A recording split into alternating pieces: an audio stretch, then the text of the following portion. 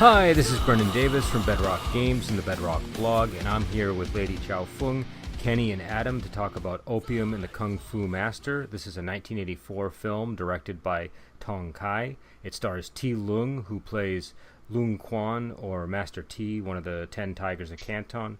He's a master addicted to opium. When a rival opens an opium house, his disciple, Guasi, tries to burn it down.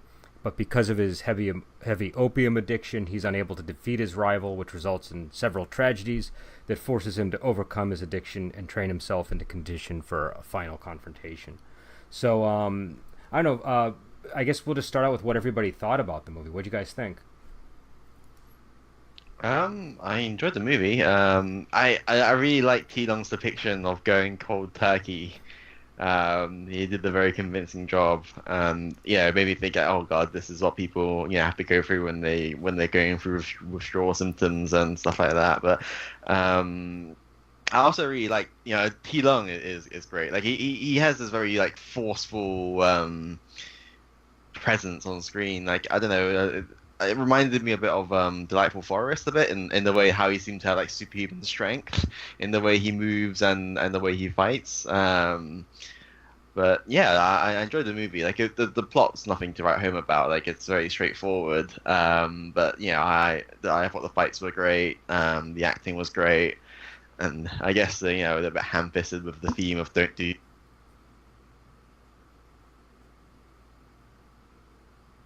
Can't really expect too much from that, I think.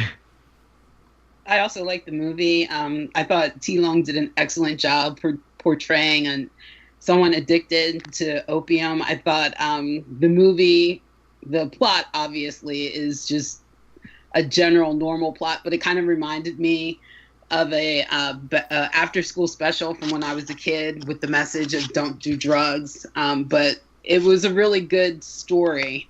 And the actors did a great job. And I enjoyed seeing Chen Kuan-Tai as a villain instead of his usual hero role. So it was a good reversal for him. He's, I think, a good actor in either the villain or hero, but I prefer my Chen Kuan-Tai as a hero.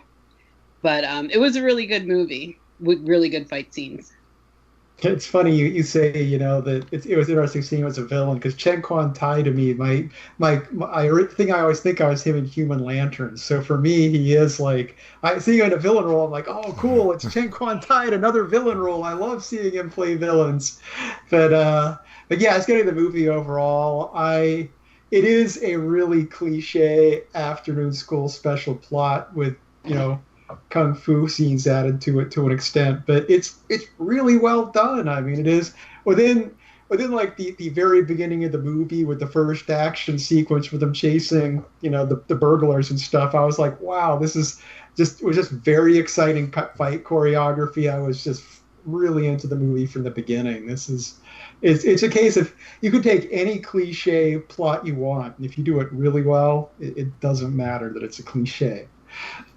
No, I would agree. I think there are a couple of things that make that sort of after school story work. Number one is, like Kenny was saying, T Lung.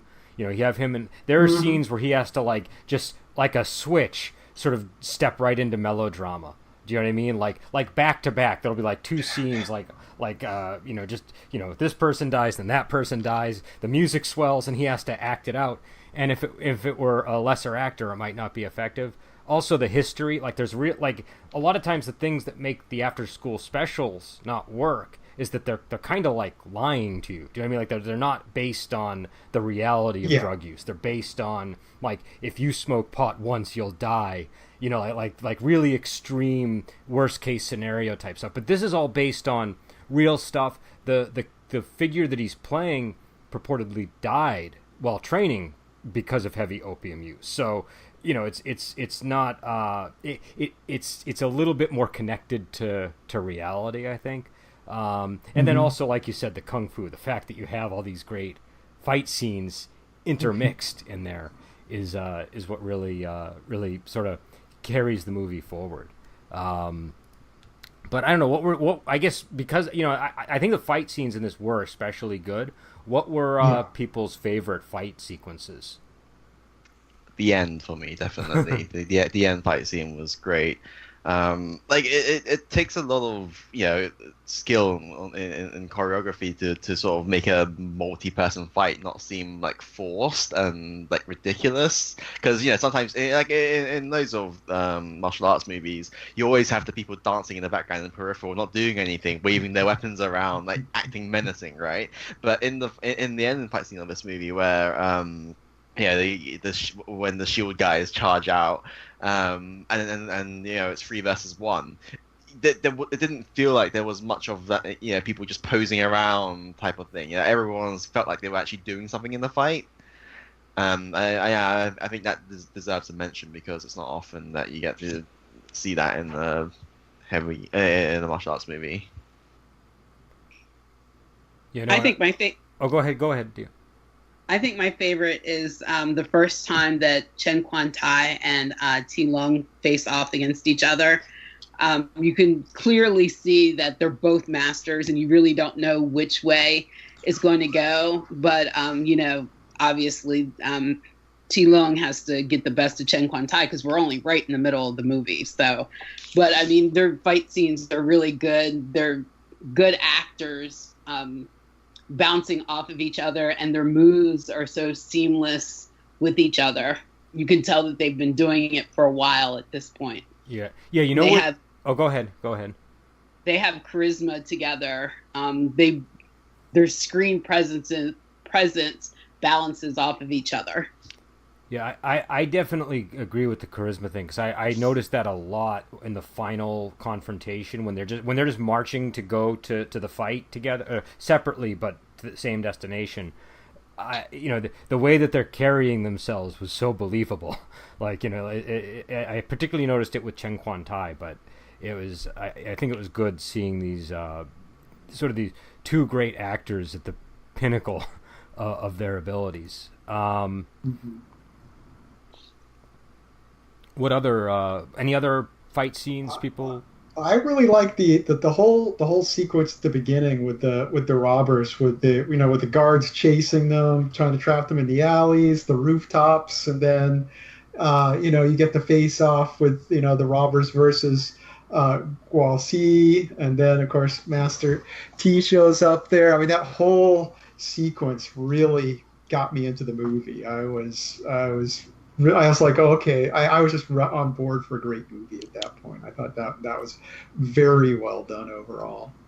Yeah, even the sort of the I guess the most humorous of fights was the one between the two schools when they were celebrating their victory for the lion dance. Even that one had some amazing, like there was a scene where I think Guo gets kicked over a rail into the over a balcony, and gets his foot gets caught in some kind of banner or ribbon that's just dangling from the ceiling, and it looks amazing. And the fight in the rice shop where Ti Lung does that backflip kick was quite good. There were no filler fights in this movie at all. All the action scenes were good. No, and I mean, Tong Kai is an action director, so you really see it, I think, in this in this film. But what about the the addiction storyline? How did that work for you guys?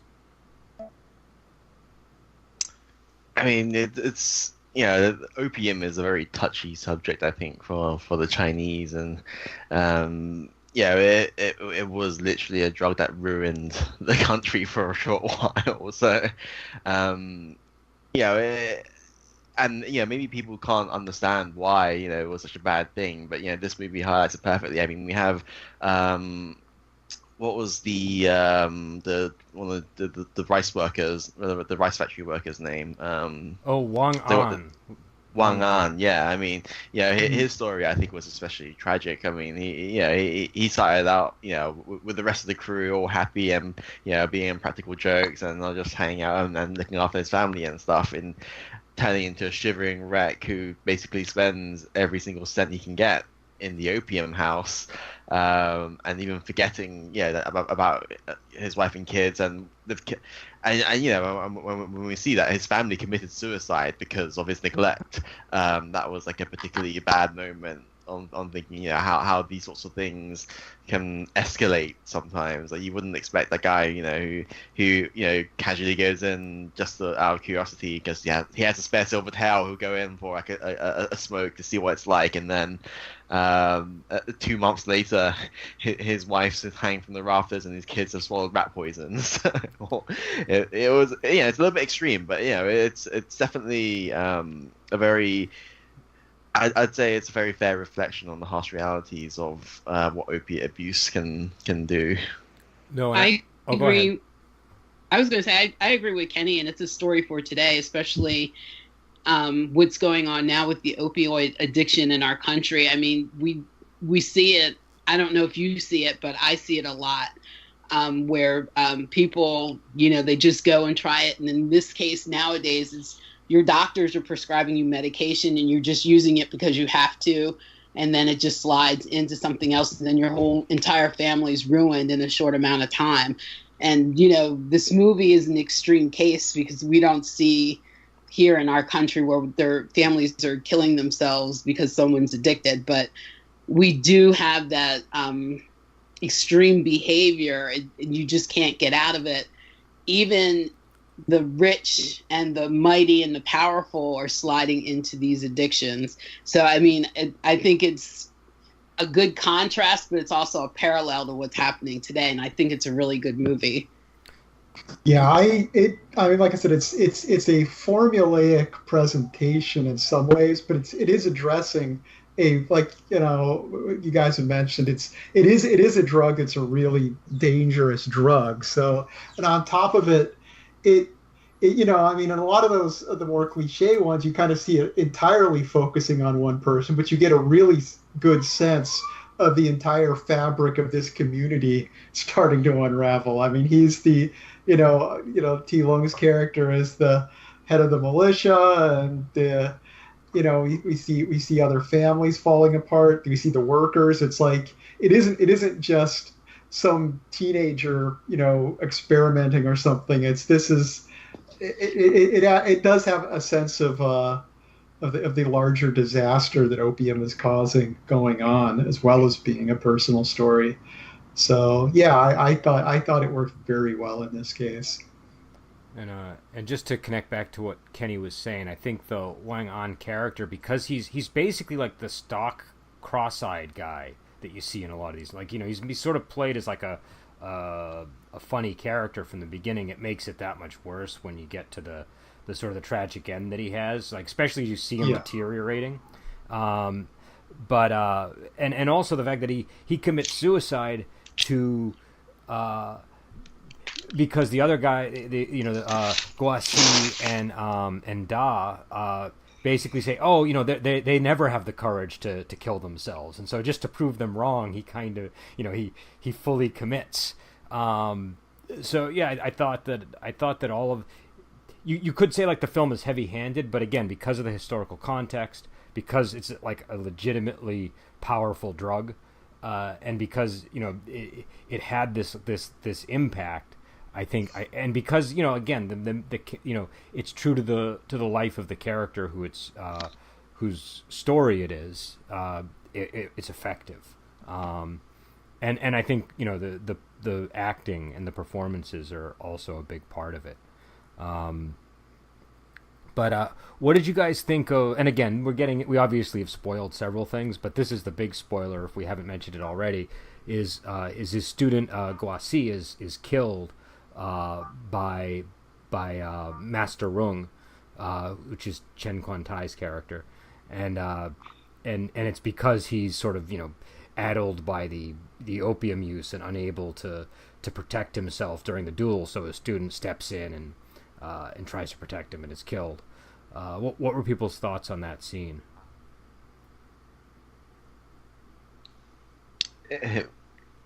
I don't know. I always have this notion that why don't you just back off a little bit? But maybe it's just I don't have the sort of toxic pride that these martial artists have in that I can't die death before defeat type of thing. If this guy's kicking my ass and my hands are shaking to the point I can't even hold my saber properly, I'm probably going to go, you know what, let's peace out of here and try again another day. I think he's in the moment too. He's in the moment, and so it's hard to get out of it when you're in the moment. Yeah, but it was definitely necessary. Like it felt like Master T needed the sort of wake up call that things have gone properly bad, because it does look like Guasi is like his most beloved pupil, shall we say? Like he's the one who's sort of like making chicken soup for the master and getting personal pointers from him and stuff.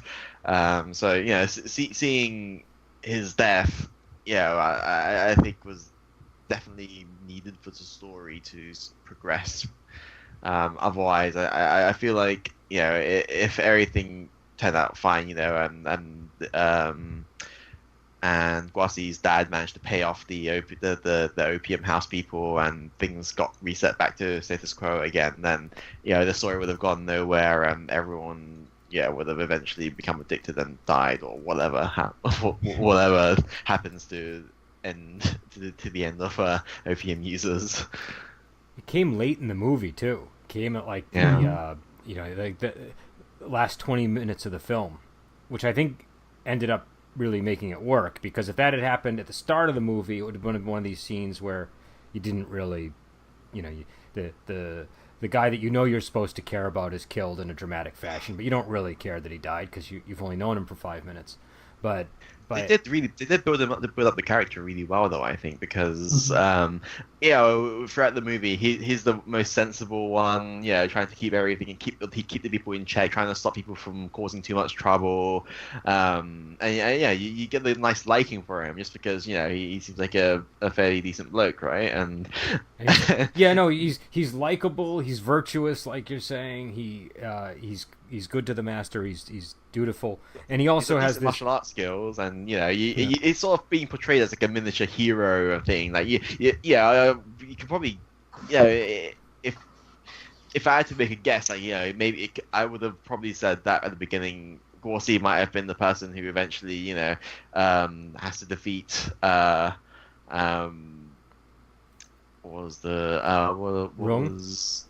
Master Wrong, and help save his master from the addiction type of thing, rather than his death being the catalyst. It could have gone either way. I mean, it was a good role too, because he's also a guy that he's likable. It's like it would be easy for that character to come off as the goody two shoes character or something, but he's genuinely being the one virtuous guy in town. He plays the guy who doesn't kind of bend when everything's kind of getting sketchy. I thought he handled it very well.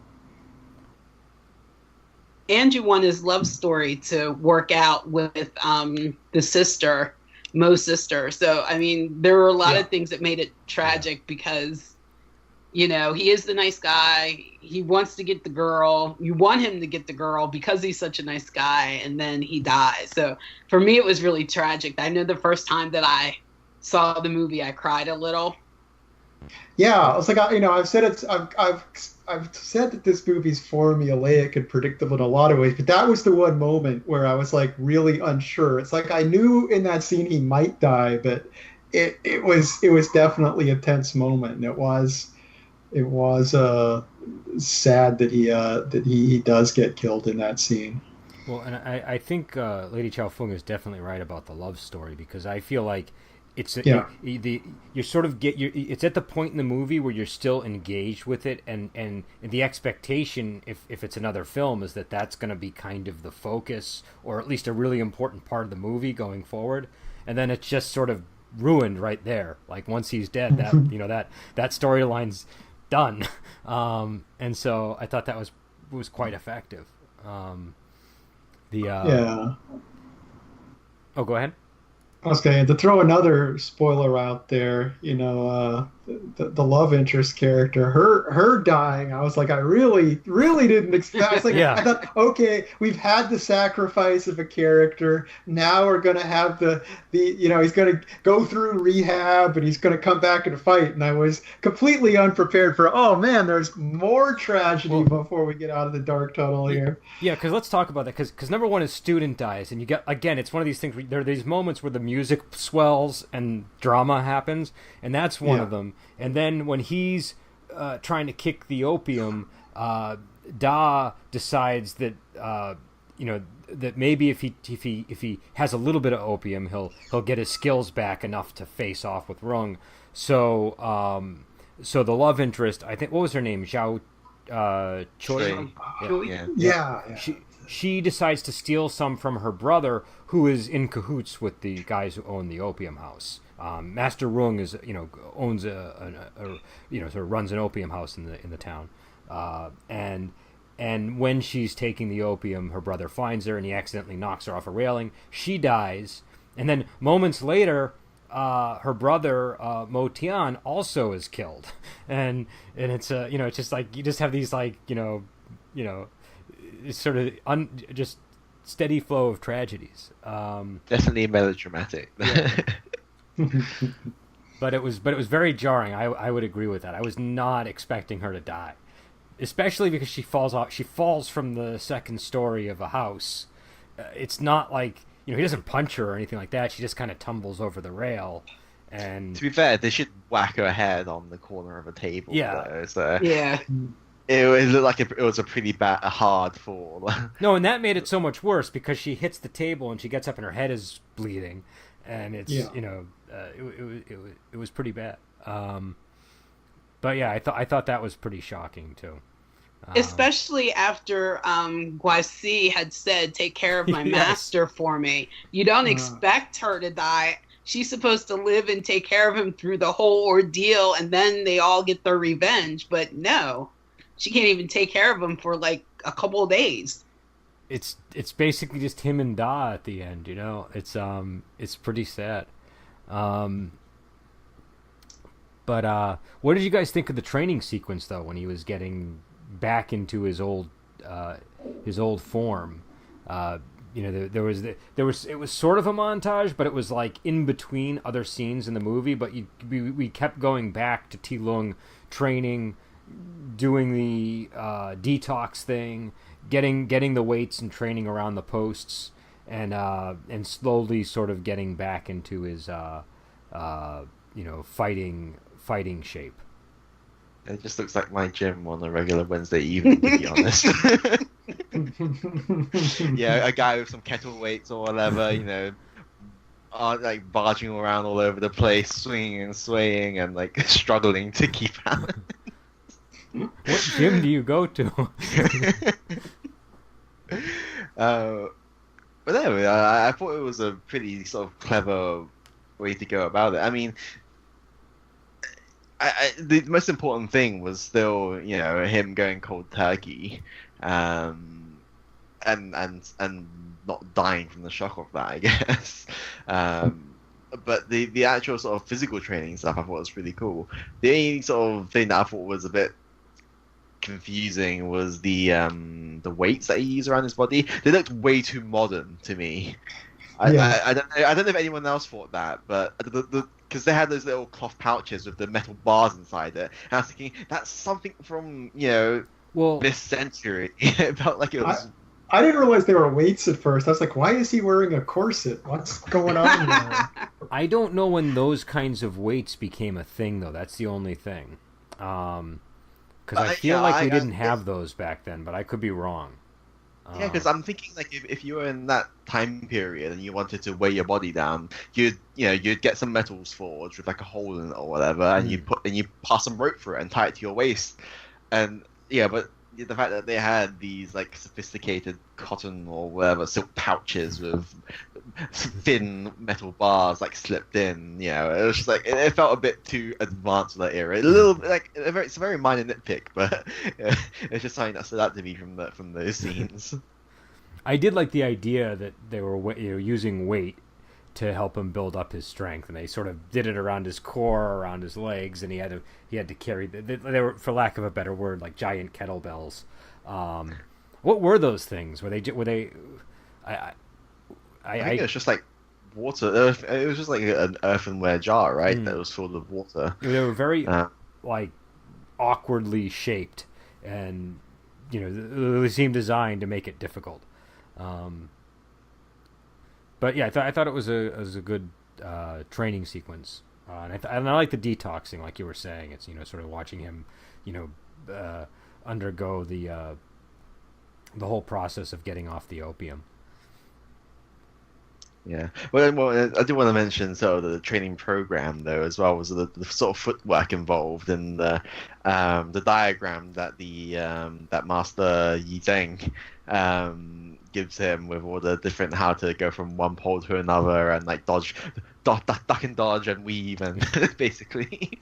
I thought that was pretty cool. Well, yeah, because he was trying to emphasize agility because he knew he was going up against the twin spears, right? So it was. I thought that was pretty cool.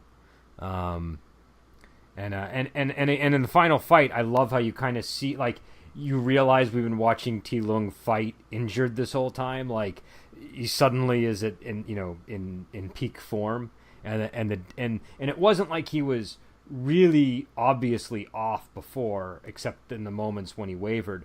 But you really do see the difference. So I thought that was effective.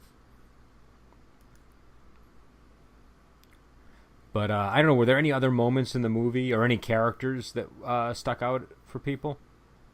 The monk was a pretty the crucial character, I think. What was it? Yi Zhang? Master Yi Zhang, yeah.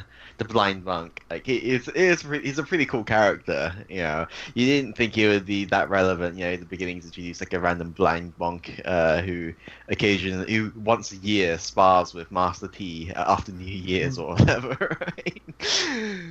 I think that was Tong Kai, the director. Yeah. Was it Tong Kai? I believe it so. was. Mm-hmm. It was, yeah.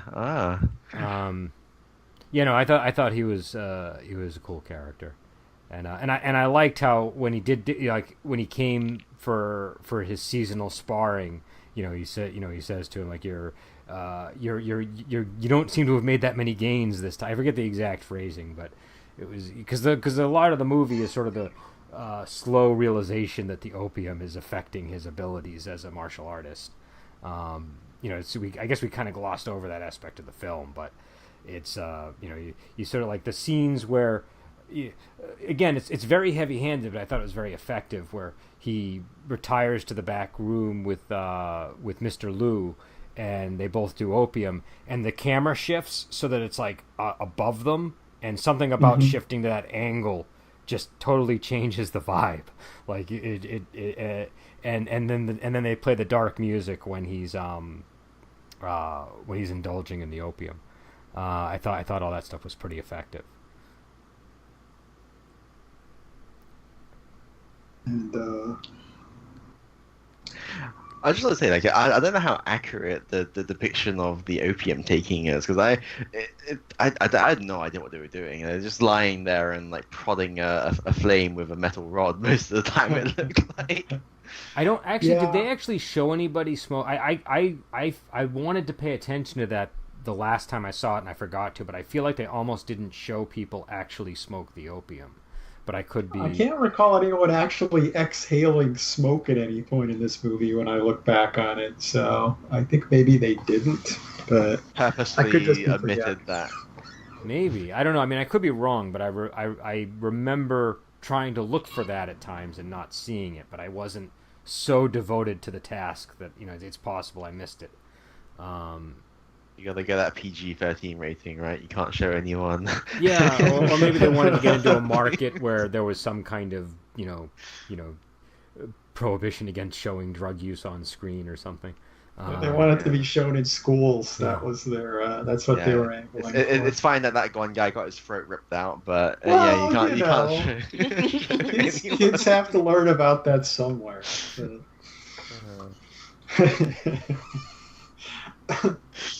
Yeah, it was just one of those things where I was like, a lot of the time when I saw the smoking apparatus on screen, it was like, well, it's just guys lying there poking a flame, and then in the opium house, everyone there was just already acting like they were high as a kite already. So yeah, at no point did I actually see anyone like, I don't know. What I assume that what they must do is like scoop it out and then put it in the pipe and burn it, right? Is how I assumed they would consume opium. I think so, and it's kind of viscous, I think, and tarry. Yeah.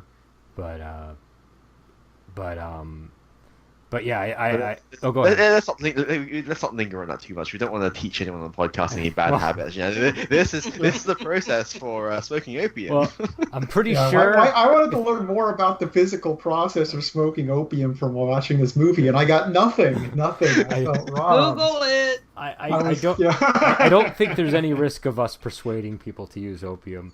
I'm pretty sure our audience is safe. But yeah, no. But I think I feel like they must have been deliberately kind of just not showing it. But again. Yeah, it makes sense. It makes sense that they would be deliberately not be doing it in a movie with an anti-drug message. I mean, it's like how Breaking Bad made a point of never actually showing you any of the right techniques for making meth. So. I guess that's true. I think that's a slightly different scenario, though. That's true. A little bit different, but maybe my metaphor's a little strange, but I'm gonna stick to it. Though I think they showed an awful lot about the logistics of the trade. Yeah. I mean, they're not trying to talk people out of selling. They're just trying to talk people. It's kind of the don't get high if you're on supply thing. It's a training video for how to get into the business, but don't do it. That's what. It's true, because all of the antagonists, the martial artists, never partook of any of the opium. That's right. Yeah, or even the rice shop owner never took any of the opium. It was literally just what they were the ones who were selling. Mm-hmm. Yeah, they knew better. The rice storehouse owner. So was it? Rice store.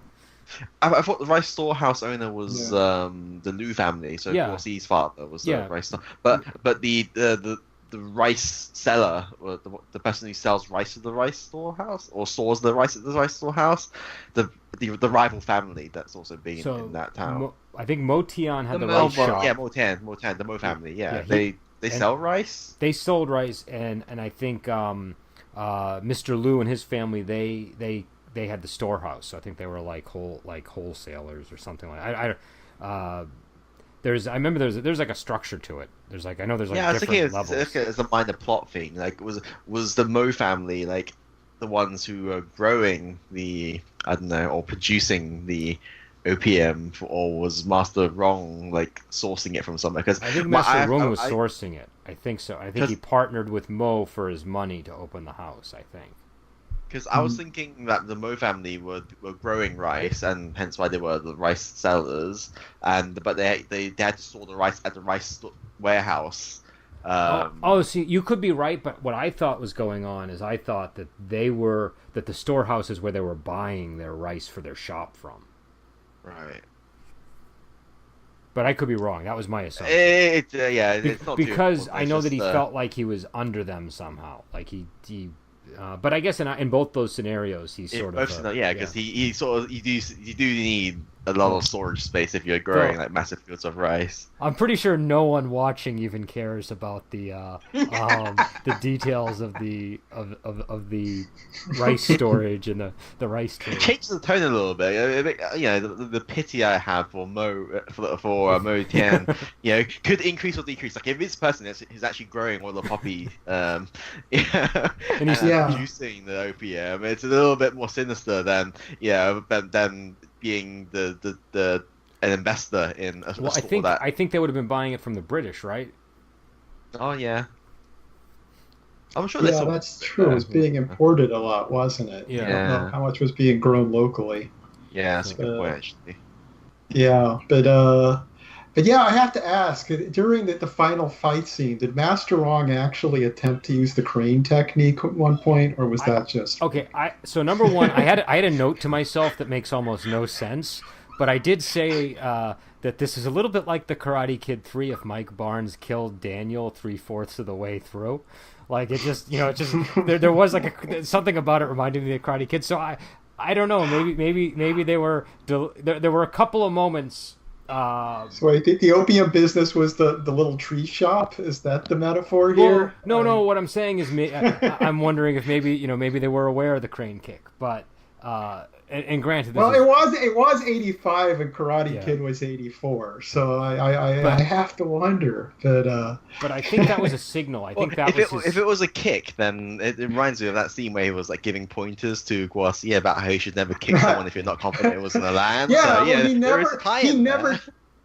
he never delivered the kick. That's why I asked. It was like he was thinking about it. I'm going to try this crane technique. He's just like, no, I'm not going to do the kick. He ends up not doing it. I feel like you're that right. was The kick confidence thing. I feel like number one, that was a dramatic stance. Do you know what I mean? It was like a very dramatic stance. But I think it might have also been a signal to his men that, like, okay, like get the shields into place.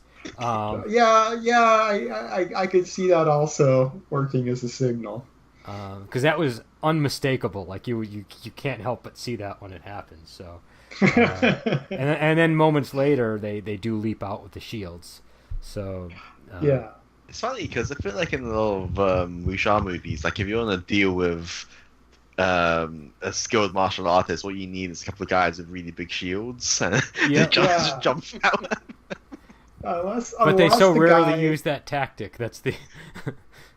Yeah. He's just lucky that. See, it's lucky that two characters died, because then he wouldn't have had the right tools to counter the shields by having two of the things to attach. But so the second death was actually fortuitous. They needed the weight of the memorial tablets to properly smash into them. Yeah, what did you guys think of the memorial tablets as the sort of the final weapon? Definitely an interesting strategy to use, but it worked. When he grabbed it, I thought it was going to split his leg or something. Me too. That was the second time in the movie you thought he was going to use something as a splint. Because remember, at the beginning, his student injured his arm, and the other student hands him a plank, and you're like, oh, he's clearly going to use that as a splint. Yeah, and he snaps it in half. I knew he was and he hits him. I had no doubt he was going to whack his students with a stick. I thought, oh, I can see this fake out coming a mile away. Don't hand him a stick. But he does it again at the end there, where again, I think you're meant to think, oh, he's going to use that as a splint. And then that time I did fall for it. So. But I gotta say, those memorial tablets are pretty damn sturdy. They must be made of some expensive, dense wood, because it did a lot of damage. It feels like, essentially it was like it's not really a mace, is it? Nunchuck, some sort of crude nunchuck. It was. He tied it to the end of his staff. It looked like it would be really difficult and not very effective. But maybe it's like the kung fu principle of being able to turn anything into a weapon, even like a penny. Do you know what I mean? Like if he had a proper perfectly technique. smooth. He had a perfectly smooth metal rod, and he managed to tie a knot onto it that didn't just slip off. So yeah, he obviously was a very avid Boy Scout when he was young. And he did it as the guy was charging him. Like he had seconds to get that knot right. He was the MacGyver of his day. Yeah, that was definitely a MacGyver maneuver. It was, if MacGyver used the belt and the memorial tablets instead of a paperclip.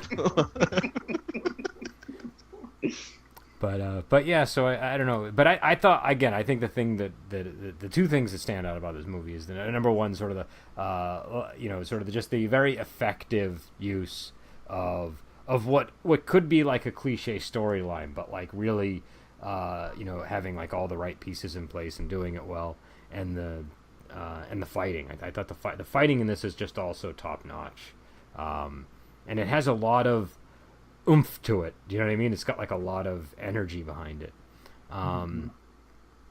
Any final thoughts on this one before we head out? Yeah, I would definitely recommend people give this movie a watch. It's definitely a good movie.